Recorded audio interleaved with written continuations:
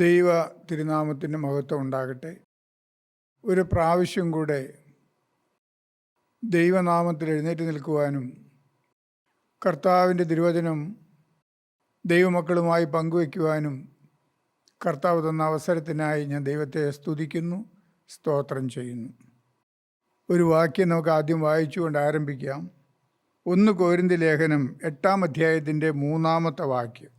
ഒരുത്തൻ ദൈവത്തെ സ്നേഹിക്കുന്നുവെങ്കിലോ അവനെ ദൈവം അറിഞ്ഞിരിക്കുന്നു. ദൈവം അറിയുന്നു, അതാണ് നമ്മുടെ ചിന്താവിഷയം. ആരെയാണ് ദൈവം അറിയുന്നത്? ദൈവത്തെ സ്നേഹിക്കുന്നവരെ ദൈവം അറിയുന്നു. ദൈവം എല്ലാവരെയും അറിയുന്നുണ്ട്. ദൈവം സർവജ്ഞാനിയാണ്, അവൻ സർവശക്തനാണ്, അവൻ സർവവ്യാപിയാണ്. എന്നാൽ ദൈവത്തെ സ്നേഹിക്കുന്നവരെ ദൈവം സവിശേഷമായി അറിയുന്നു. അതിനുദാഹരണമാണ് കർത്താവ് മോശയെക്കുറിച്ച് പറഞ്ഞത്. മോശയെ ഞാൻ അടുത്തറിഞ്ഞിരിക്കുന്നുവെന്ന് മോശയെക്കുറിച്ച് കർത്താവ് പറയുന്നുണ്ട്. അതുപോലെ ദൈവത്തോട് വാക്ക് പറഞ്ഞ് ദൈവസന്നിധിയിൽ തങ്ങളെ തന്നെ സമർപ്പിച്ച ദൈവത്തിൻ്റെ മക്കളെക്കുറിച്ച് ദൈവം സവിശേഷമായി അറിയുന്നു. അവനെ കൈക്കൊണ്ട് അവൻ്റെ നാമത്തിൽ വിശ്വസിക്കുന്ന ഏവർക്കും ദൈവ മക്കളായി തീരുവാൻ അവൻ അധികാരം കൊടുത്തിരിക്കുന്നു. കർത്താവായ യേശുക്രിസ്തുവിനെ സ്വന്തം കർത്താവും രക്ഷിതാവുമായി ഹൃദയത്തിൽ സ്വീകരിച്ച് പാപം കൂടാതെ വിശുദ്ധിയോടെ ജീവിക്കുമെന്നുള്ളതായ ഒരു സമർപ്പണം ജീവിതത്തിൽ എടുത്തിട്ടുള്ളതായ ദൈവത്തിൻ്റെ മക്കളെ ദൈവം സവിശേഷമായി ശ്രദ്ധയോടെ അറിയുന്നു എന്നാണ് തിരുവചനത്തിൽ നാം വായിക്കുന്നത്. ഒരു വാക്യം കൂടെ നമുക്ക് വായിച്ച് കേൾക്കാം. 2 തീമോഥെയോസിൻ്റെ ലേഖനം 2-ാം അധ്യായത്തിൻ്റെ 19-ാം വാക്യം. എങ്കിലും ദൈവത്തിൻ്റെ സ്ഥിരമായ അടിസ്ഥാനം നിലനിൽക്കുന്നു. കർത്താവ് തനിക്കുള്ളവരെ അറിയുന്നുവെന്നും കർത്താവ് തനിക്കുള്ളവരെ അറിയുന്നുവെന്നും കർത്താവിൻ്റെ നാമം ഉച്ചരിക്കുന്നവനെല്ലാം അനീതി വിട്ട് അകന്നുകൊള്ളട്ടെ എന്നും ആകുന്നു അതിൻ്റെ മുദ്ര. അതെ, പാപത്തോട് യാത്ര പറഞ്ഞ് ദൈവത്തിന് വേണ്ടി സമർപ്പിച്ച ദൈവത്തിൻ്റെ മക്കളെ ദൈവം അറിയുന്നു. എന്താണ് ദൈവം അറിയുന്നത്? അതാണ് നാം തുടർന്ന് ചില കാര്യങ്ങൾ ചിന്തിക്കുന്നത്. ദൈവത്തിൻ്റെ മക്കളെ സംബന്ധിച്ച് ദൈവം എന്താണ് അറിയുന്നത്? പുറപ്പാട് പുസ്തകത്തിലേക്ക് നമുക്ക് വരാം. അതിൻ്റെ 3-ാം അധ്യായത്തിൻ്റെ 7-ഉം 8-ഉം വാക്യങ്ങൾ നമുക്ക് വായിച്ച് കേൾക്കാം. യഹോവ അരുളി ചെയ്തത്, മിസ്രൈമിലുള്ള എൻ്റെ ജനത്തിൻ്റെ കഷ്ടത ഞാൻ കണ്ടു. ഊഴിയ വിചാരകന്മാർ നിമിത്തമുള്ള അവരുടെ നിലവിളിയും കേട്ടു. ഞാൻ അവരുടെ സങ്കടങ്ങൾ അറിയുന്നു. അവരെ മിസ്രൈമ്യരുടെ കയ്യിൽ നിന്ന് വിടുവിപ്പാനും ആ ദേശത്തു നിന്നും നല്ലതും വിശാലവുമായ ദേശത്തേക്ക്, പാലും തേനും ഒഴുകുന്ന ദേശത്തേക്ക്, കനാന്യർ, ഹിത്യർ, അമോര്യർ, പെരിസ്യർ, ഹിവ്യർ, യെബൂസ്യർ എന്നിവരുടെ സ്ഥലത്തേക്ക് അവരെ കൊണ്ടുപോകുവാനും ഞാൻ ഇറങ്ങി വന്നിരിക്കുന്നു. അതെ, ഞാൻ അവരുടെ സങ്കടങ്ങൾ അറിയുന്നു. പ്രിയപ്പെട്ട സഹോദരങ്ങളെ, സഹോദരികളെ, ദൈവത്തിൻ്റെ വചനം കേൾക്കുന്ന നിങ്ങൾ ഓരോരുത്തരുടെയും എൻ്റെയും സങ്കടങ്ങൾ അറിയുന്ന ഒരു ദൈവമുണ്ട്. സന്തോഷത്തോടും ആശ്വാസത്തോടും കൂടിയാണ് ഞാൻ നിങ്ങളോട് പറയുന്നത്. നാം ഈ ലോകത്തിൽ ജീവിക്കുമ്പോൾ നമുക്കെല്ലാവർക്കും പല വിധത്തിലുള്ളതായ സങ്കടങ്ങളും വേദനകളും ഉണ്ട്. ഇന്ന് ഈ വചനം കേൾക്കുന്ന നിങ്ങളുടെ ഓരോരുത്തരുടെയും ഹൃദയത്തിൽ സങ്കടങ്ങളും വേദനകളും ഭയങ്ങളും ഭാരങ്ങളും എല്ലാം നിറഞ്ഞിരിക്കുന്നുണ്ട്. എന്നാൽ നമ്മുടെ സങ്കടങ്ങൾ അറിയുന്ന ഒരു ദൈവം ജീവിക്കുന്നുണ്ട്. അതാണ് ആശ്വാസകരമായ കാര്യം. എന്തിനെക്കുറിച്ചാണ് സങ്കടപ്പെടുന്നത്? പ്രിയപ്പെട്ടവരെ, ഇവിടെ നാം വായിക്കുന്നു, മിസ്രൈമ അടിമത്തത്തിൽ കിടന്ന് ഞെരിപരി കൊള്ളുന്നതായ ദൈവത്തിൻ്റെ ജനം, ഊഴിയ വിചാരകന്മാർ നിമിത്തമുള്ള ഉപദ്രവങ്ങൾ സഹിച്ച് കഷ്ടപ്പെടുന്നതായ ഒരു കൂട്ടം ജനം ദൈവത്തിൻ്റെ സ്വന്തം ജനമാണ്. പക്ഷേ ഇന്ന് അവർ അടിമത്തത്തിന് കീഴിലാണ്. ആ അടിമത്തത്തിൽ കിടന്നുകൊണ്ട് ആ ഊഴിയ വിചാരകന്മാരുടെ ഉപദ്രവങ്ങൾ സഹിച്ചുകൊണ്ട് നെടുവീർപ്പിട്ട് കരയുന്ന ഒരു കൂട്ടം ജനം, അവരുടെ സങ്കടങ്ങൾ അറിഞ്ഞുകൊണ്ട് അവരെ വിടുവിപ്പാൻ ഞാൻ ഇറങ്ങി വന്നിരിക്കുന്നു എന്നാണ് ദൈവം തമ്പുരാൻ പറയുന്നത്. പ്രിയപ്പെട്ടവരെ, പലവിധത്തിലുള്ള സങ്കടങ്ങൾ നമുക്കുണ്ട്. എങ്കിലും ഈ ലോകത്തിൽ ഞാൻ പാപത്തിനും പിശാചിനും അടിമപ്പെട്ടിരിക്കുന്നു എന്നും ഈ പാപത്തിൻ്റെയും പിശാചിൻ്റെ അടിമത്തത്തിൽ നിന്ന് രക്ഷിക്കാനാണ് കർത്താവായ യേശുക്രിസ്തു സ്വർഗം വിട്ട് ഭൂമിയിലേക്ക് ഇറങ്ങി വന്ന് സങ്കടങ്ങളും വേദനകളും ഉപദ്രവങ്ങളും നിന്ദയും അപമാനവും സഹിച്ച് ക്രൂശിൽ മരിച്ചതെന്ന് നാം വിശ്വസിച്ചുകൊണ്ട്, കർത്താവേ, എന്നെ എൻ്റെ സങ്കടങ്ങളിൽ നിന്ന് വിടുവിക്കണമേ, എന്നെ പൈശാചികൻ്റെ ആധിപത്യത്തിന് കീഴിൽ നിന്ന് വിടുവിക്കണമേ, അവിടുന്ന് എനിക്ക് വേണ്ടി വാഗ്ദത്തം ചെയ്തതായ നിത്യ കനാനിൽ സ്വർഗീയ രാജ്യത്ത് എന്നെയും എത്തിക്കണമേ എന്ന് വാസ്തവമായ ഹൃദയം നൊന്ത് നാം നിലവിളിക്കുന്നെങ്കിൽ നമ്മുടെ രക്ഷിപ്പാൻ ഇറങ്ങി വരുന്ന ഒരു വാസ്തവമായി ജീവിക്കുന്ന ഒരു ദൈവമുണ്ട്. തിരുവചനത്തിൽ അനേക ഉദാഹരണങ്ങൾ നമുക്ക് വായിക്കാൻ കഴിയും. യൗസേപ്പ് കാരാഗൃഹത്തിൽ കിടന്നുകൊണ്ട് നിലവിളിച്ചു. പ്രിയപ്പെട്ടവരെ, കുറ്റം ചെയ്യാതെ, യാതൊരു തെറ്റും ചെയ്യാതെ, പാപം ചെയ്യുകയില്ല എന്ന് ഒരു തീരുമാനം ജീവിതത്തിൽ എടുത്തു എന്നുള്ള കാരണത്താൽ യൗസേപ്പ് 13 വർഷം ജയിലിൽ കഴിയേണ്ടി വന്നു. അവിടെ നിന്നുള്ള മോചനത്തിന് വേണ്ടി ദൈവത്തെ നോക്കി നിലവിളിച്ചു. പക്ഷേ അവൻ ആഗ്രഹിച്ച സമയത്ത് ദൈവം മറുപടി കൊടുത്തില്ല. ഇന്നും വേദനയോടെ നിലവിളിക്കുന്ന പലരുടെയും ഒരു പരാതിയാണ്, എൻ്റെ പ്രാർത്ഥന ദൈവം കേൾക്കുന്നില്ല, എൻ്റെ പ്രശ്നത്തിൻ്റെ പരിഹാരം കിട്ടുന്നില്ല എന്ന്. യൗസേപ്പ് നിലവിളിച്ച ഉടനെ, അല്ലെങ്കിൽ കാരാഗൃഹത്തിലായ ഉടനെ തൻ്റെ നിരപരാധിത്വം ഫറവോൻ്റെ മുമ്പാകെ തെളിയിക്കുകയും അവൻ കാരാഗൃഹത്തിൽ നിന്ന് പുറത്തു വരികയും ചെയ്തിരുന്നെങ്കിൽ എന്താകുമായിരുന്നു? സ്വന്തം ദേശത്തേക്ക് മടങ്ങിപ്പോവുകയും ഒരു ആട്ടിടയനായി തുടർന്ന് ജീവിക്കുകയും ചെയ്യുമായിരുന്നു. എന്നാൽ ദൈവം തക്ക സമയത്ത് അവൻ്റെ നിലവിളി കേട്ടതുകൊണ്ട് അവൻ മിസ്രൈമിലെ മുഖ്യമന്ത്രിയായി ദൈവം അവനെ ഉയർത്തി. ഇതാണ് പലപ്പോഴും നമ്മുടെ ജീവിതത്തിൽ ഏറ്റവും നന്മയ്ക്ക് വേണ്ടിയാണ് നമ്മുടെ പ്രാർത്ഥനകൾക്ക് മറുപടി താമസിക്കുന്നത്. അത് ക്ഷമയോടെ നാം കാത്തിരുന്ന്, ദൈവത്തിൻ്റെ സമയത്തിന് വേണ്ടി ക്ഷമയോടെ കാത്തിരുന്ന് നിലവിളിക്കുന്നെങ്കിൽ കർത്താവ് നമ്മുടെ ഓരോരുത്തരുടെയും ജീവിതത്തിൽ അത്ഭുതങ്ങൾ പ്രവർത്തിക്കും. ദാനിയേലിനെ കുറിച്ച് നമുക്കറിയാം. വിഗ്രഹത്തെ ആരാധിക്കുകയില്ല, ജീവനുള്ള സത്യദൈവത്തെ അല്ലാതെ മറ്റൊരുത്തിനെയും ദൈവമായി ആരാധിക്കുകയില്ല എന്നുള്ള തീരുമാനത്തിൻ്റെ പേരിൽ സിംഹക്കുഴിയിൽ വീഴേണ്ടി വന്നു. എന്നാൽ പ്രിയപ്പെട്ടവരെ, അവിടെ ദൈവ സാന്നിധ്യം, സ്വർഗത്തിൽ നിന്ന് മാലാഖമാർ ഇറങ്ങി വന്ന് സിംഹത്തിൻ്റെ വായ അടയ്ക്കുവാനും അങ്ങനെ ദൈവ സാന്നിധ്യം അനുഭവിക്കുവാനും മാത്രമല്ല, ദാനിയേലിൻ്റെ ദൈവം സത്യദൈവമെന്ന് ആ അന്യദേശത്ത് സാക്ഷിക്കപ്പെടുവാനും രാജാവ് തന്നെ ദാനിയേലിൻ്റെ ദൈവം സത്യദൈവമെന്ന് ഏറ്റുപറയുവാനും തക്കവണ്ണം ദൈവം അത് ദൈവനാമം മഹത്വത്തിനായി ഇടയാക്കി. പ്രിയപ്പെട്ടവരെ, നമ്മുടെ വേദനകൾ നാം ദൈവസന്നിധിയിൽ കണ്ണുനീരോടെ പറയുന്നെങ്കിൽ, കർത്താവേ, എനിക്ക് ഇന്ന വിഷയമുണ്ട്, നാളുകളായി ഇന്ന പാപത്തിന്മേൽ ജയമില്ല, കർത്താവേ, ഞാൻ പാപത്തിൽ തോറ്റുപോകുന്നു, ഈ അവസ്ഥയിൽ ഞാൻ മുന്നോട്ട് പോയാൽ പാപത്തിൻ്റെ ഉടമസ്ഥനായ പിശാച് എന്നെ നശിപ്പിച്ച നിത്യനാശത്തിലേക്ക് കൊണ്ടുപോകും. എന്നാൽ എൻ്റെ പാപത്തിന് വേണ്ടി കുരിശിൽ മരിച്ച യേശു ജീവിക്കുന്നു എന്ന് ഞാൻ വിശ്വസിക്കുന്നു. എൻ്റെ പാപത്തിന്മേൽ എനിക്ക് ജയം തന്ന് എന്നെ നിത്യജീവന് വേണ്ടി ഒരുക്കണമേ എന്ന് വാസ്തവമായി ഹൃദയം തകർന്ന് നിലവിളിക്കുന്നുവെങ്കിൽ ഇറങ്ങി വന്ന് നമ്മെ വിടുവിക്കുന്ന ഒരു ദൈവമുണ്ട്. കർത്താവ് അവരുടെ വേദനകൾ അറിഞ്ഞ് അവരെ രക്ഷിപ്പാൻ ഇറങ്ങി വന്നു എന്ന് വചനത്തിൽ വായിക്കുന്നു. നമ്മുടെ വേദനകൾ അറിയുന്ന ദൈവം, നമ്മുടെ ഹൃദയത്തിൻ്റെ നൊമ്പരങ്ങൾ അറിയുന്ന ജീവിക്കുന്ന ദൈവമുണ്ട്. പ്രിയപ്പെട്ടവരെ, മടുത്തു പോകരുത്, നിരാശപ്പെട്ടു പോകരുത്. പ്രാർത്ഥന കേൾക്കുന്ന ഒരു ദൈവം, ഇറങ്ങി വന്ന് നമ്മെ വിടുവിക്കുന്ന ജീവിക്കുന്ന ക്രിസ്തു ഇന്നും പ്രവർത്തിച്ചു കൊണ്ടിരിക്കുന്നു. പ്രിയപ്പെട്ടവരെ, മത്തായിയുടെ സുവിശേഷം 6:32-33. ഈ വകയൊക്കെയും ജാതികൾ അന്വേഷിക്കുന്നു, സ്വർഗസ്ഥനായ നിങ്ങളുടെ പിതാവ് ഇതൊക്കെയും നിങ്ങൾക്ക് ആവശ്യമെന്ന് അറിയുന്നുവല്ലോ. നമ്മുടെ ആവശ്യങ്ങൾ അറിയുന്ന ഒരു ദൈവം. ഈ ലോകത്തിൽ നാം ജീവിക്കുമ്പോൾ പലവിധത്തിലുള്ളതായ ആവശ്യങ്ങൾ നമുക്കുണ്ട്. പലവിധത്തിലുള്ളതായ ആവശ്യങ്ങളെയും പ്രതി നാം ഭാരപ്പെടുന്നവരും പലപ്പോഴും നിരാശപ്പെടുന്നവരും ആകുലചിത്തരാകുന്നവരുമാണ്. എന്നാൽ ദൈവത്തിൻ്റെ വചനം വ്യക്തമായി നമ്മളോട് പറയുന്നു, എന്ത് തിന്നുമെന്ന് ജീവനായിക്കൊണ്ടും എന്തുടുക്കുമെന്ന് ശരീരത്തിനായിക്കൊണ്ടും നിങ്ങൾ വിചാരപ്പെടരുത്. ഇവയൊക്കെ നിങ്ങൾക്ക് ആവശ്യമെന്ന് സ്വർഗസ്ഥനായ നിങ്ങളുടെ പിതാവ് അറിയുന്നുവല്ലോ. കർത്താവായ യേശുക്രിസ്തു നേരിട്ട് പറഞ്ഞ വാക്യമാണ്. ഈ ലോകത്തിൽ നമുക്ക് എന്തെല്ലാം ആവശ്യങ്ങളുണ്ട്. നമുക്ക് പണം വേണം, നമുക്ക് കിടപ്പാടം വേണം, നമ്മുടെ കുഞ്ഞുങ്ങളെ പഠിപ്പിക്കേണ്ടതുണ്ട്, രോഗം വന്നാൽ രോഗസൗഖ്യം നമുക്ക് ആവശ്യമാണ്. കർത്താവ് പറയുന്നത് ഇതെല്ലാം നിങ്ങൾക്ക് ആവശ്യമെന്ന് സ്വർഗസ്ഥനായ പിതാവ് അറിയുന്നുവല്ലോ. ഒരു 8-ലോ 10-ലോ പഠിക്കുന്ന ഒരു കുട്ടി അവൻ നാളെ ഫീസ് കൊടുക്കേണ്ടതാണ്, ഞാൻ എവിടെ നിന്ന് കൊടുക്കും എന്ന് വിചാരിച്ച് വ്യാകുലപ്പെടാറില്ലല്ലോ.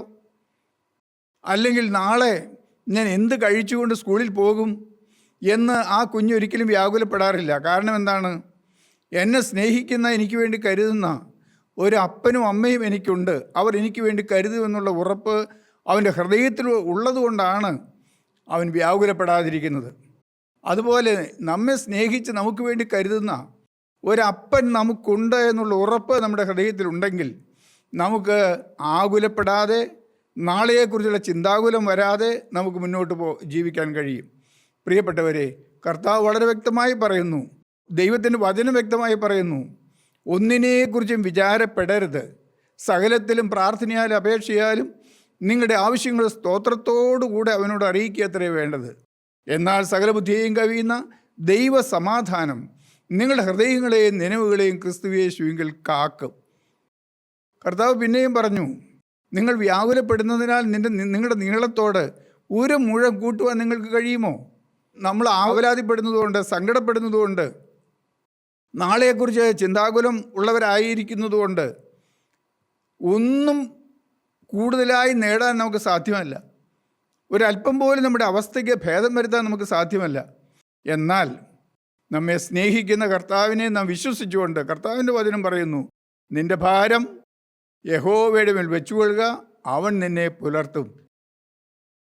ഈ ജീവനുള്ള ദൈവത്തെ വിശ്വസിച്ചുകൊണ്ട്, എന്നെ സ്നേഹിക്കുന്ന, എനിക്ക് വേണ്ടി കരുതുന്ന ഒരു നല്ല പിതാവ് എനിക്കുണ്ട് എന്നുള്ള ഉറപ്പായ വിശ്വാസത്തോടെ നമ്മുടെ ആവശ്യങ്ങളും നമ്മുടെ സങ്കടങ്ങളും നമ്മുടെ ആവലാതികളും അവൻ്റെ സന്നിധിയിലേക്ക് നാം പകർന്നു വയ്ക്കുന്നെങ്കിൽ എല്ലാം കേട്ട് തക്ക സമയത്ത് മറുപടി നടത്തുന്ന ഒരു ദൈവമുണ്ട്.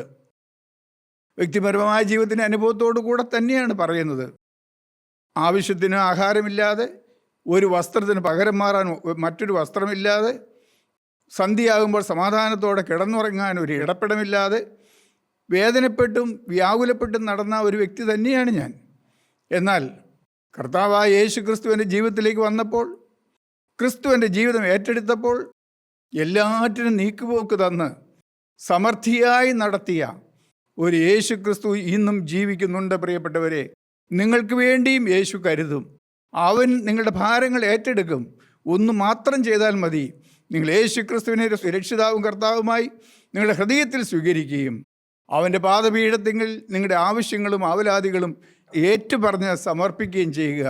അവൻ്റെ സമയത്തിന് വേണ്ടി നിങ്ങൾ കാത്തിരിക്കുക. വിനയത്തോടെ, എളിമയോടെ ദൈവസന്നിധിയിൽ കാത്തിരിക്കുന്നെങ്കിൽ കർത്താവ് നമ്മെ നടത്തും. പ്രിയപ്പെട്ടവരെ, നമ്മുടെ ആവശ്യങ്ങൾ അവൻ അറിയും. ഇസ്രായേലിൻ്റെ മരുഭൂമിയിൽ കൂടെ നടത്തിയത് നമുക്കറിയാം. ഞങ്ങൾ എന്ത് തിന്നും? ഈ മരുഭൂമിയിൽ ഞങ്ങൾ എന്ത് തിന്നും? അവർ ആകുലപ്പെട്ടു, അവർ വ്യാകുലപ്പെട്ടു, മോശയോട് വെറുപെറുത്തു. ഇവിടെ വെള്ളമില്ല, ഇവിടെ ആഹാരമില്ല. അവർ വ്യാകുലപ്പെടുകയും പരാതിപ്പെടുകയും ചെയ്തു. പക്ഷേ നാം തിരുവചനത്തിൽ വായിക്കുന്നു, ഏതാണ്ട് 20 ലക്ഷത്തോളം വരുന്ന ജനം 40 വർഷം ഒരു ദിവസം പോലും മുടങ്ങാതെ സ്വർഗത്തിൽ നിന്ന് ദൈവം വർഷിപ്പിച്ചു കൊടുത്തതായ മന്ന തിന്ന് അവർ ജീവിച്ചു. അവർ അധ്വാനിച്ചില്ല അതിനുവേണ്ടി, അവർ അതിനുവേണ്ടി കഷ്ടപ്പെട്ടില്ല, കൃഷി ചെയ്തില്ല. എന്നാൽ ഓരോ ദിവസവും പ്രഭാതത്തിൽ അവർ എഴുന്നേറ്റ് നോക്കുമ്പോൾ അവരുടെ കൂടാരത്തിന് ചുറ്റും മന്ന പൊഴിഞ്ഞു കിടക്കുന്നു. ആ മന്ന തിന്ന് 40 വർഷം അവർ മരുഭൂമിയിൽ ജീവിച്ചു. മരുഭൂമി പാറയെ പിളർന്ന് ദൈവം അവർക്ക് ദാഹജലം കൊടുത്തു. ഇതുപോലെ കരുതുന്ന ഒരു ദൈവം, ആ ദൈവം ഇന്നും ജീവിക്കുന്നുണ്ട്. പ്രിയപ്പെട്ടവരെ, നിങ്ങൾ യേശുവിൻ്റെ മക്കളാണെങ്കിൽ, സ്വർഗത്തിലെ അപ്പൻ്റെ മക്കളാണെങ്കിൽ അവൻ നമ്മെ നടത്തുക തന്നെ ചെയ്യും. തിരുവചനത്തിൽ മറ്റൊരു ഉദാഹരണം വായിക്കുന്നുണ്ട്. കർത്താവായ യേശു ക്രിസ്തുവിൻ്റെ ഉയർത്തെഴുന്നേൽപ്പിന് ശേഷം ശിഷ്യന്മാർക്ക് പ്രത്യക്ഷനായി. എന്നാൽ ഒരു ദിവസം പത്രോസ് പറഞ്ഞു, ഞാൻ മീൻ പിടിക്കാൻ പോകുന്നു. കഴിഞ്ഞ കാലങ്ങളൊക്കെയും യേശു കൂടെ ഉണ്ടായിരുന്നു. രോഗം വന്നാൽ യേശു മതിയായിരുന്നു.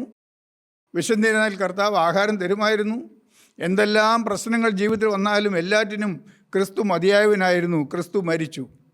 ഇനി ഭാവി എന്താണ്? അവൻ ആകുലപ്പെട്ടു. അവൻ പറഞ്ഞു, ഞാൻ മീൻ പിടിക്കാൻ പോകുന്നു. കൂടെ ഉണ്ടായിരുന്നവനും അവരോടൊപ്പം ഞങ്ങളും പോരുന്നു എന്ന് പറഞ്ഞ് അവർ ഗലീല കടലിലേക്ക് പോയി. ഒരു രാത്രി മുഴുവൻ അവർ അധ്വാനിച്ചു, ഒന്നും കിട്ടിയില്ല. വിശന്ന് തളർന്ന് ക്ഷീണിച്ച് അവർ പ്രഭാതമായപ്പോൾ ഒരു കാഴ്ച കണ്ടു. യേശു കടൽക്കരയിൽ നിന്നുകൊണ്ട് അവരെ വിളിക്കുന്നു, കുഞ്ഞുങ്ങളെ വന്ന് പ്രാതൽ കഴിച്ചുകൊള്ളുവീൻ. ഇതൊരു ഉദാഹരണം മാത്രമാണ് പ്രിയപ്പെട്ടവരെ, കരുതുന്ന ഒരു കർത്താവ്. അവരുടെ അവസ്ഥയറിഞ്ഞ് അവരുടെ വിശപ്പറിഞ്ഞ് തക്ക സമയത്ത് കനലിൽ ചുട്ടതായ മീനും അപ്പവുമായി അവരെ എതിരേറ്റ് കുഞ്ഞുങ്ങളെ പ്രാതൽ കഴിച്ചുകൊള്ളുവീനെന്ന് പറഞ്ഞ ആ കർത്താവ് ഇന്നും ജീവിക്കുന്നു. അവൻ തക്ക സമയത്ത് നമുക്ക് വേണ്ടി കരുതുന്ന ഒരു ദൈവമാണ്. നമ്മുടെ ആവശ്യങ്ങൾ അറിയുന്ന ഒരു ദൈവം.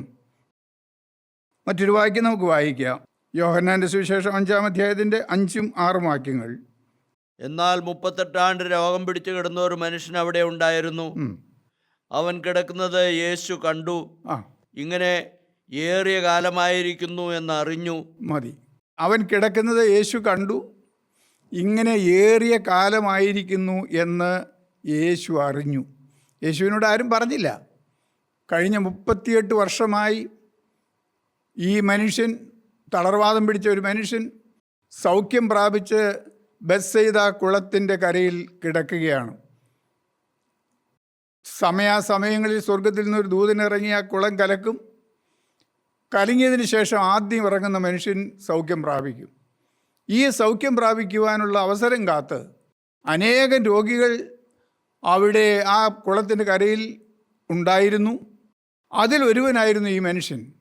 എന്നാൽ ഇവൻ തളർവാദം പിടിച്ചവനായതുകൊണ്ട് അവന് തനിയെ കുളത്തിലിറങ്ങാൻ നിവർത്തിയില്ല.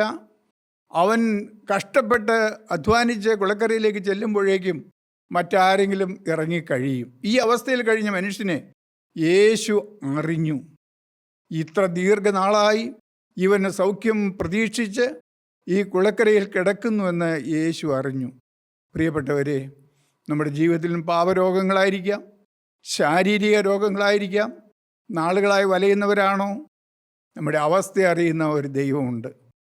നമ്മുടെ അവസ്ഥ അറിഞ്ഞ് നമ്മുടെ ജീവിതത്തിലേക്ക് ഇറങ്ങി വരുന്ന ഒരു ദൈവം ജീവിക്കുന്നുണ്ട്. പ്രിയപ്പെട്ടവരെ, അതാണ് പ്രത്യാശകരമായ കാര്യം. നിങ്ങൾ ആരും നിരാശപ്പെടരുത്, ആരും മടുത്തു പോകരുത്. നിങ്ങൾ കാത്തിരുന്ന് പ്രാർത്ഥിക്കുന്നെങ്കിൽ എന്നെ കാണുന്ന ഒരു ദൈവമുണ്ട്, എനിക്ക് വേണ്ടി കരുതുന്ന ഒരു കർത്താവുണ്ടെന്ന് വിശ്വസിച്ചുകൊണ്ട് നാം കാത്തിരുന്ന് നിലവിളിക്കുന്നെങ്കിൽ നമ്മുടെ കഷ്ടതയിലേക്ക് ഇറങ്ങി വന്ന് നമ്മുടെ അവസ്ഥ അറിഞ്ഞ് നമുക്ക് സൗഖ്യം തരുന്ന ഒരു ദൈവമുണ്ട്. നമ്മുടെ അവസ്ഥ മാറ്റുന്ന ഒരു ദൈവമുണ്ട്. 38 ആണ്ട് തളർന്നു കിടന്ന മനുഷ്യനോട് കർത്താവ് പറഞ്ഞു, നീ എഴുന്നേറ്റ് നിൻ്റെ കിടക്കയെടുത്ത് നടക്കാം. പ്രിയപ്പെട്ടവരെ, നമ്മുടെ സാഹചര്യങ്ങളെല്ലാം മാറ്റിമറിച്ച് എഴുന്നേൽപ്പിച്ച് സൗഖ്യത്തോടെ നടത്തുമാറാക്കുന്ന ഒരു യേശു ക്രിസ്തു ജീവിക്കുന്നുണ്ട്. നിങ്ങളുടെ ആവശ്യങ്ങൾ എന്താണ്? നിങ്ങളുടെ രോഗമാണോ നിങ്ങളെ അലട്ടുന്നതായ വിഷയം? മറ്റേതെങ്കിലും തരത്തിലുള്ളതായ ഭാര വിഷയങ്ങളാലാണോ നിങ്ങൾ തളർന്നിരിക്കുന്നത്? യേശു, നിങ്ങളെ അറിയുന്ന ക്രിസ്തു ജീവിക്കുന്നു. നിങ്ങൾ മടുത്തു പോകരുത്, നിരാശപ്പെടരുത്. യേശുവിനെ നോക്കി വിളിക്കുക. അവൻ അത്ഭുതങ്ങളുടെ ദൈവമാണ്. 1-ാം നൂറ്റാണ്ടിൽ കർത്താവ് ശരീരത്തിൽ ജീവിച്ചിരുന്നപ്പോൾ എങ്ങനെയെല്ലാം അവൻ അത്ഭുതങ്ങൾ നിവർത്തിച്ചോ അതേ വിധത്തിലോ അതിലധികമായോ ഇന്നും പ്രവർത്തിക്കുന്ന ഒരു ദൈവം. അവൻ്റെ ശക്തി തീർന്നു പോയിട്ടില്ല, അവൻ്റെ കരുണ തീർന്നു പോയിട്ടില്ല. ഇന്നും സ്നേഹത്തോടെ നമ്മെ നോക്കുകയും നമ്മെ അറിയുകയും നമ്മുടെ അവസ്ഥ അറിഞ്ഞ് നമ്മെ സഹായിക്കുകയും ചെയ്യുന്ന ഒരു യേശു ജീവിക്കുന്നു. മറ്റൊരു വാക്യം നമുക്ക് വായിക്കാം. സങ്കീർത്തനങ്ങൾ 44:21. ദൈവം അത് ശോധന ചെയ്യാതിരിക്കുമോ? അവൻ ഹൃദയത്തിലെ രഹസ്യങ്ങളെ അറിയുന്നുവല്ലോ. ഹൃദയത്തിലെ രഹസ്യങ്ങൾ അറിയുന്ന ഒരു ദൈവം. നമ്മുടെ ആവശ്യങ്ങൾ അറിയുകയല്ല, നമ്മുടെ രോഗങ്ങൾ കാണുക മാത്രമല്ല, നമ്മുടെ ഹൃദയത്തിലേക്ക് നോക്കുന്ന, ഹൃദയ രഹസ്യങ്ങൾ അറിയുന്ന ഒരു ദൈവം. 103-ാം സങ്കീർത്തനം 14-ാം വാക്യം. അവൻ നമ്മുടെ പ്രകൃതി അറിയുന്നുവല്ലോ. നമ്മുടെ പ്രകൃതി അറിയുന്നുവല്ലോ. യോഹന്നാന്റെ സുവിശേഷം 2-ാം അധ്യായം 24-25 വാക്യങ്ങൾ. യേശുവോ എല്ലാവരെയും അറിവുകൊണ്ട് തന്നെത്താൻ അവരുടെ പക്കൽ വിശ്വസിച്ചേൽപ്പിച്ചില്ല. അനേകർ യേശുവിൻ്റെ പിന്നാലെ വന്നു, ഭക്തി ഭാവിച്ചുകൊണ്ട്, ഭക്തി ഉള്ളവരായി, ചിലർ ഭക്തി ഭാവിച്ചുകൊണ്ട്. പക്ഷേ വചനം പറയുന്നു, മനുഷ്യനിൽ ഉള്ളത് എന്ത് എന്ന് കർത്താവ് അറിയുകൊണ്ട് തന്നെത്താൻ അവരുടെ കയ്യിൽ വിശ്വസിച്ച് ഏൽപ്പിച്ചില്ല. യേശു ക്രിസ്തു നമ്മുടെ ഹൃദയം അറിയുന്നു, നമ്മുടെ ഹൃദയത്തിലെ നിരൂപണങ്ങൾ അറിയുന്നു, നമ്മുടെ പ്രകൃതി അവൻ അറിയുന്നു. പ്രിയപ്പെട്ടവരെ, നാം പുറമേ കാണിക്കുന്നതായ ഭക്തിയല്ല, പുറമേ കാണിക്കുന്നതായ ഭക്തിയുടെ വേഷമല്ല, ഞാൻ എന്താണോ, അടിസ്ഥാനപരമായി നമ്മുടെ സ്വഭാവം എന്താണോ അത് കർത്താവ് അറിയുന്നു.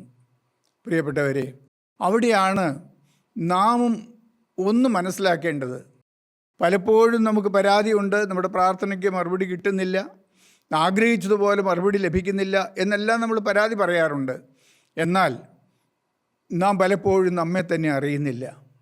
ഇയ്യോബിനെക്കുറിച്ച് തിരുവചനം പറയുന്നു, അവൻ ഭക്തനാണ്, നീതിമാനാണ്, ദോഷം വിട്ട് അകലുന്നവനാണ്, പൂർവ്വ ദിഗ്വാസികളൊക്കെയും മഹാനെന്ന്. എന്നാൽ ഇയ്യോബ് തന്നെത്താൻ അറിയാതെ പോയ ഒരു കാര്യമുണ്ട്. തൻ്റെ ഹൃദയം എന്താണ്, തൻ്റെ ശരിയായ ആളത്വം എന്താണെന്ന് തിരിച്ചറിയാതെ പോയി. അതുകൊണ്ട് ഇയ്യോബിൻ്റെ ജീവിതത്തിൽ ചില കഷ്ടതകളിൽ കൂടെ കടന്നു പോകേണ്ടി വന്നു. ആ കഷ്ടതയുടെ അവസാനം ഇയ്യോബ് പറയുന്നൊരു കാര്യമുണ്ട്. ദൈവം അവനോട് വചനത്തിലൂടെ ഇടപെട്ട് കഴിഞ്ഞപ്പോൾ ഇയ്യോബ് പറയുന്നു, കർത്താവേ, ഞാൻ നിന്നെക്കുറിച്ചൊരു കേൾവി മാത്രമേ കേട്ടിരുന്നുള്ളൂ, ഇപ്പോൾ ഞാൻ എൻ്റെ സ്വന്തം കണ്ണാലെ നിന്നെ കാണുന്നു, ഞാൻ പൊടിയിലും ചാരത്തിലും ഇരുന്ന് അനുദപിക്കുന്നുവെന്ന്. ഒരിക്കൽ സ്വയം നീതിമാനാണെന്ന് അഭിമാനത്തോടെ പറഞ്ഞ ഇയ്യോബ് ഇപ്പോൾ പറയുന്നു, ഞാൻ പൊടിയിലും ചാരത്തിലും ഇരുന്ന് അനുദപിക്കുന്നു. എന്തുകൊണ്ട്? കഷ്ടതയിലൂടെ കടന്നുപോയി കഴിഞ്ഞപ്പോൾ, ദൈവവചനത്തിലൂടെ അവനോട് ഇടപെട്ട് കഴിഞ്ഞപ്പോൾ അവൻ തന്നെത്താൻ തിരിഞ്ഞു നോക്കി സ്വന്തം പ്രകൃതി എന്താണ്, സ്വന്തം ആളത്വം എന്താണെന്ന് തിരിച്ചറിഞ്ഞു. യെശയ്യാ പ്രവാചകൻ്റെ പുസ്തകവും 6-ാം അധ്യായത്തിൽ നാം വായിക്കുന്നുണ്ട്. പ്രവാചകനായിരുന്നു, ദൈവത്തിൻ്റെ വേല ചെയ്തവനാണ്, ആദ്യത്തെ 5 അധ്യായങ്ങളിൽ നിങ്ങൾക്ക് കഷ്ടമെന്ന് ജനത്തെ ഉപദേശിച്ചവനാണ്. എന്നാൽ 6-ാം അധ്യായത്തിലേക്ക് വന്നപ്പോൾ ജീവനുള്ള ദൈവം ഉയർന്നും പൊങ്ങിയുമുള്ള സിംഹാസനത്തിൽ തേജസ്സോടെ ഇരിക്കുന്നത് പ്രവാചകൻ കാണുകയുണ്ടായി. അപ്പോൾ പ്രവാചകൻ പറയുന്നു, അയ്യോ ഞാൻ അരിഷ്ടൻ, അയ്യോ ഞാൻ അശുദ്ധിയുള്ള മനുഷ്യൻ, ഞാൻ അശുദ്ധിയുള്ള ജനത്തിൻ്റെ മധ്യത്തിൽ വസിക്കുന്നു എന്ന് പറഞ്ഞ് അയ്യം വിളിച്ച് കരയാനിടയായി. പ്രിയപ്പെട്ടവരെ, ഇങ്ങനെ ഒരു അനുഭവം, ദൈവസന്നിധി തന്നെത്താൻ തിരിച്ചറിയുന്ന ഒരു അനുഭവം നമുക്കുണ്ടെങ്കിൽ മാത്രമേ, ദൈവം അറിയുന്നു ശരി, പക്ഷെ നാം തന്നെ നമ്മെ തിരിച്ചറിഞ്ഞെങ്കിൽ മാത്രമേ, ദൈവം കാണുന്നത് പോലെ നാം നമ്മെ തന്നെ തിരിച്ചറിഞ്ഞെങ്കിൽ മാത്രമേ നമ്മുടെ അവസ്ഥയ്ക്ക് ഭേദം വരികയുള്ളൂ, കർത്താവിന് നമ്മുടെ സ്ഥിതി മാറ്റാൻ കഴിയുകയുള്ളൂ, ദൈവത്തിൻ്റെ അനുഗ്രഹം നമ്മിലേക്ക് ധാരാളമായി കടന്നു വരികയുള്ളൂ. പ്രിയപ്പെട്ടവരെ, നാം കരുതുന്ന പോലെ അല്ല പലപ്പോഴും നമ്മുടെ അവസ്ഥ. നമ്മൾ പുറമേ പാപത്തിനൊന്നും പോകാതെ ഒരുവിധം മാനമര്യാദയായി ജീവിക്കുന്നു. ഞാൻ ഭക്തനാണ്, നീതിമാനാണ്, ഞാൻ ദൈവവേലക്കാരനാണ് എന്നെല്ലാം നമ്മൾ അഭിമാനിക്കുമ്പോഴും പ്രിയപ്പെട്ടവരെ, നമ്മുടെ ഹൃദയത്തിൽ പാപം ഒളിഞ്ഞു കിടക്കുന്നുണ്ട്. പാപത്തിൻ്റെതായ പ്രകൃതികൾ നമ്മുടെ ഉള്ളത്തിൽ ഒളിഞ്ഞിരിക്കുന്നുണ്ട്. പരിശുദ്ധാത്മാവിൻ്റെ വെളിച്ചത്തിൽ ദൈവസന്നിധിയിലിരുന്ന് നമ്മെ തന്നെ ശോധന ചെയ്ത് നമ്മെ തന്നെ അറിയണം പ്രിയപ്പെട്ടവരെ. അപ്പോഴാണ് കർത്താവിൻ്റെ കൃപ നമ്മിലേക്ക് വരുന്നത്. ദൈവം നമ്മുടെ ഹൃദയങ്ങൾ അറിയുന്നു, നമ്മുടെ അവസ്ഥ അറിയുന്നു, ഹൃദയത്തിലെ രഹസ്യങ്ങൾ അവൻ കാണുന്നു. അനനിയാസിനെയും സഫീറയെക്കുറിച്ച് തിരുവചനത്തിൽ നാം വായിക്കുന്നുണ്ട്. രണ്ടുപേരും ആദിമസഭയിൽ കൂട്ടായ്മയിൽപ്പെട്ട ആളുകളായിരുന്നു. പുറമേ കാണുമ്പോൾ നല്ല ഭക്തരായിരുന്നു. ആദിമസഭയിലെ ആളുകൾ അവരുടെ വസ്തുവകകൾ വിറ്റ് അപ്പോസ്തലന്മാരെ ഏൽപ്പിക്കുകയും എല്ലാം പൊതുവക എന്ന് എണ്ണിക്കൊണ്ട് ഒരു മനസ്സോടെ ജീവിക്കുകയും ചെയ്തിരുന്ന ആ കാലത്ത് കൂട്ടായ്മയിൽ സ്ഥാനം കിട്ടുന്നതിന് വേണ്ടി, അംഗീകാരം ലഭിക്കുന്നതിന് വേണ്ടി അനന്യാസും സഫീറയും അവരുടെ വസ്തുവകയും വിറ്റു അപ്പോസ്തലനായ പത്രോസിൻ്റെ കാൽക്കൽ കൊണ്ടുവന്നു. അനന്യാസിനോട് ചോദിച്ചു, നീ എത്രയ്ക്കോ നിലം വിറ്റത്? അവൻ ധൈര്യത്തോടെ പറഞ്ഞു, അതേ എന്ന്. അപ്പോൾ തന്നെ അവൻ പിടഞ്ഞു വീണ് മരിക്കുന്നതാണ് നാം കാണുന്നത്. അല്പസമയത്തിന് ശേഷം ഭാര്യയായ സഫീറയും പ്രാർത്ഥനയ്ക്ക് വേണ്ടി കടന്നു വന്നു. അവളോടും ചോദിച്ചു, നിങ്ങൾ ഇത്രയ്ക്കോ നിലം വിറ്റത്? അവളും പറഞ്ഞു, അതെ. അപ്പോസ്തലനായ പത്രോസ് പറഞ്ഞു, നിങ്ങൾ പരിശുദ്ധാത്മാവിനോടാണ് വ്യാജം കാണിച്ചത്. വിൽക്കുന്നതിന് മുൻപേ അവരുടേതായിരുന്നു, വിറ്റ ശേഷവും അവരുടേതായിരുന്നു. അല്ല, ഞങ്ങൾ അല്പം എടുത്തു വെച്ചിട്ട് ബാക്കിയാണ് കൊണ്ടുവന്നതെന്ന് സമ്മതിച്ചിരുന്നെങ്കിൽ അവർക്കൊരു ദോഷവും വരുമായിരുന്നില്ല. എന്നാൽ അവരുടെ ഹൃദയത്തിലെ ആ പൈശാചികമായ സ്വഭാവം, വ്യാജം പറയുന്ന സ്വഭാവം, വഞ്ചന പ്രവർത്തിക്കുന്ന സ്വഭാവം, അതിനവരെ സമ്മതിച്ചില്ല. അവർ വ്യാജം കാണിച്ചു, അവർ പിടഞ്ഞു വീണ് മരിച്ചു. പ്രിയപ്പെട്ടവരെ, പലപ്പോഴും നമ്മുടെ ജീവിതത്തിൽ സംഭവിക്കുന്ന കാര്യം അതാണ്. കപടഭക്തി, വേഷഭക്തി, ഉള്ള അവസ്ഥ ഒന്ന്, കാണിക്കുന്നത് മറ്റൊന്ന്. പ്രിയപ്പെട്ടവരെ, ഇങ്ങനെ ഒരിക്കലും ആയിത്തീരുവാൻ നമുക്ക് ഇടയാകരുത്. ദൈവസന്നിധിയിൽ വ്യാജം കാണിക്കുവാൻ നമുക്ക് ഇടയാകരുത്. ഒരു വാക്യം കൂടി നമുക്ക് വായിച്ച് അവസാനിപ്പിക്കാം. സങ്കീർത്തനം 139 മുതൽ 4 വരെയുള്ള വാക്യങ്ങൾ. യഹോവേ, നീ എന്നെ ശോധന ചെയ്ത് അറിഞ്ഞിരിക്കുന്നു. ഞാൻ ഇരിക്കുന്നതും എഴുന്നേൽക്കുന്നതും നീ അറിയുന്നു. ഞാൻ ഇരിക്കുന്നതും എഴുന്നേൽക്കുന്നതും നീ അറിയുന്നു. എന്റെ നിരൂപണം നീ ദൂരത്ത് നിന്ന് എൻ്റെ ഗ്രഹിക്കുന്നു. നിരൂപണം നീ ദൂരത്തു നിന്ന് ഗ്രഹിക്കുന്നു. എന്റെ നടപ്പും കിടപ്പും നീ ശോധന ചെയ്യുന്നു. എൻ്റെ നടപ്പും കിടപ്പും നീ ശോധന ചെയ്യുന്നു. എന്റെ വഴികളൊക്കെയും നിനക്ക് മനസ്സിലായിരിക്കുന്നു. പ്രിയപ്പെട്ടവരെ, ജീവനുള്ള ദൈവം, നാം ഇരിക്കുന്നതും എഴുന്നേൽക്കുന്നതും അറിയുന്ന ദൈവം, നമ്മുടെ ഹൃദയത്തിലെ നിരൂപണങ്ങൾ പോലും വായിച്ചറിയുന്നവനായ ഒരു ദൈവം, എൻ്റെ കൈകളുടെ പ്രവൃത്തിയും എൻ്റെ കാലുകളുടെ നടപ്പും അറിയുന്നവനായ ഒരു ദൈവം. പ്രിയപ്പെട്ടവരെ, ദൈവം അറിയാതെ ഒരു കാര്യവും നമുക്ക് പ്രവർത്തിക്കാൻ സാധ്യമല്ല. ദൈവം അറിയാത്ത ഒരു കാര്യവും നമ്മുടെ ജീവിതത്തിലില്ല. ഈ ദൈവത്തിന് മുമ്പിലാണ് നമ്മൾ ജീവിക്കുന്നത്. നമ്മുടെ ഹൃദയത്തിലെ നിരൂപണങ്ങൾ, ഞാൻ പറയാൻ വരുന്ന വാക്കുകൾ ഞാൻ പറയുന്നതിന് മുൻപേ അറിയുന്ന ദൈവം, ഞാൻ പ്രവർത്തിക്കാൻ ആഗ്രഹിക്കുന്ന കാര്യങ്ങൾ പ്രവർത്തിക്കുന്നതിന് മുൻപേ അറിയുന്നവനായ ഒരു ദൈവത്തിൻ്റെ കൺമുമ്പിലാണ് നാം ജീവിക്കുന്നത്. അതുകൊണ്ട് എന്ത്, പ്രിയപ്പെട്ടവരെ, നമ്മെ അറിയുന്ന ദൈവം, ഈ ദൈവത്തിൻ്റെ സന്നിധിയിൽ പ്രസാദകരമായി ജീവിക്കുവാൻ നമുക്ക് നമ്മെ തന്നെ ഒരുക്കാം, നമ്മെ തന്നെ ദൈവത്തിന് സമർപ്പിക്കാം. നമുക്ക് ദൈവത്തിൻ്റെ പരിശുദ്ധാത്മാവിൻ്റെ വെളിച്ചത്തിൽ നമ്മെ തന്നെ പരിശോധിച്ച് പുതിയ തീരുമാനത്തോടും പുതിയ സമർപ്പണത്തോടും നമ്മുടെ ജീവിതം ദൈവകരങ്ങളിൽ ഏൽപ്പിച്ചു കൊടുക്കാം. നമ്മെ അറിയുന്നവനായ ഒരു ദൈവം. നമുക്ക് പ്രാർത്ഥിക്കാം ഒരു നിമിഷം. സ്നേഹം നിറഞ്ഞ ഞങ്ങളുടെ സ്വർഗീയ പിതാവേ, ഞങ്ങളുടെ അമ്മയുടെ ഉദരത്തിൽ ഉരുവാകുന്നതിന് മുൻപേ ഞങ്ങളെ അറിഞ്ഞ് ഞങ്ങളെ വിളിച്ച് വേർതിരിച്ച ദൈവമേ, ഞങ്ങളെ മുഴുവനായും ശുദ്ധീകരിച്ച് നിത്യരാജ്യത്തിന് കൊള്ളാകുന്നവരാക്കി ഞങ്ങളെ രൂപാന്തരപ്പെടുത്തണമേ നിങ്ങൾ പ്രാർത്ഥിക്കുന്നു. അതിനായി ഞങ്ങളുടെ ജീവിതം തൃക്കരങ്ങളിലേക്ക് ഫലം ലഭിക്കുന്നു. യേശുവിൻ നാമത്തിൽ പ്രാർത്ഥിക്കുന്നു. കൃപയോടെ കേൾക്കുമാറാകണമേ. ആമേൻ.